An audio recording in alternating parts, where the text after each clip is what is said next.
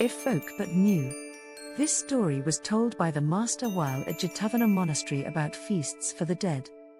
For at this time the folk were putting to death goats, sheep, and other animals, and offering them up as what is called a feast for the dead, for the sake of their departed kinsmen.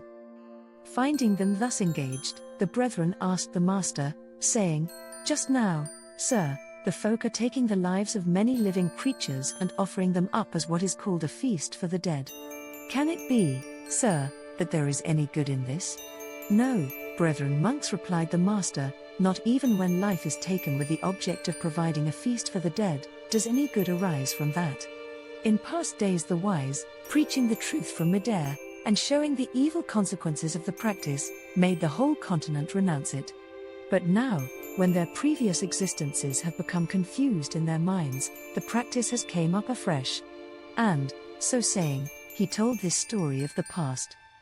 Once upon a time when Brahmadatta was reigning in Benares, a Brahmin, who was versed in the 3 Vedas and world-famed as a teacher, he thought to offer a feast for the dead, had a goat fetched, and said to his pupils, "My sons, take this goat down to the river and bathe it, then hang a garland round its neck, give it a pottle of grain to eat, groom it a bit, and bring it back."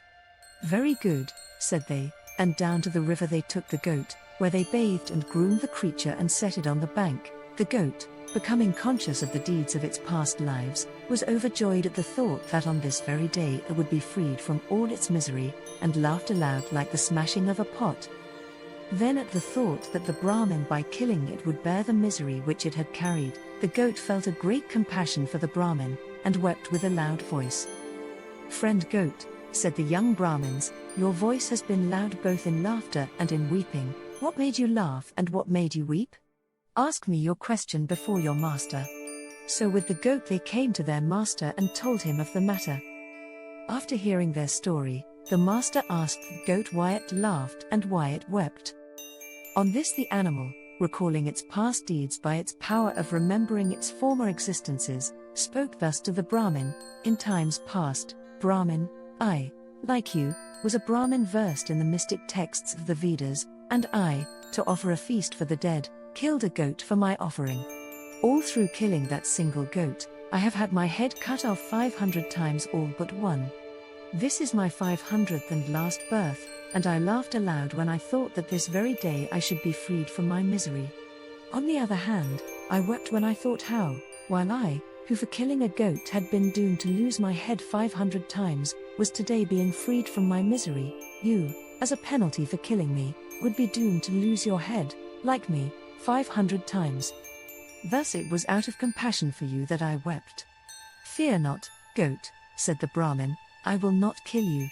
"What is this you say, Brahmin?" said the goat.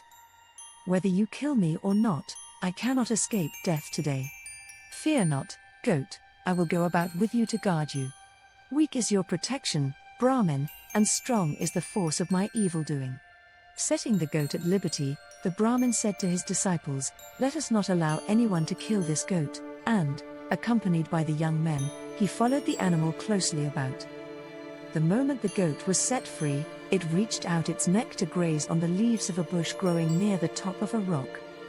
And that very instant a thunderbolt struck the rock, tearing off a mass which hit the goat on the outstretched neck and tore off its head. And people came crowding round. In those days the Bodhisattva had been born a tree fairy in that same spot. By his supernatural powers he now seated himself cross-legged in midair while all the crowd looked on. Thinking to himself, "If these creatures only knew the fruit of evil doing, perhaps they would desist from killing," in his sweet voice he taught them the truth in this stanza, "If folk but knew the penalty would be birth unto sorrow, living things would cease from taking life. Tough is the killer's doom." Thus did the great being preach the truth, scaring his hearers with the fear of hell, and the people, hearing him, were so terrified at the fear of hell that they left off taking life. And the Bodhisattva, after establishing the people in the commandments by preaching the truth to them, passed away to fare according to his deeds. The people, too, remained devoted in the teaching of the Bodhisattva and spent their lives in charity and other good works, so that in the end they crowded the city of the Devas angels. His lesson ended, the master explained the relation and identified the birth by saying, "In those days I was the tree fairy."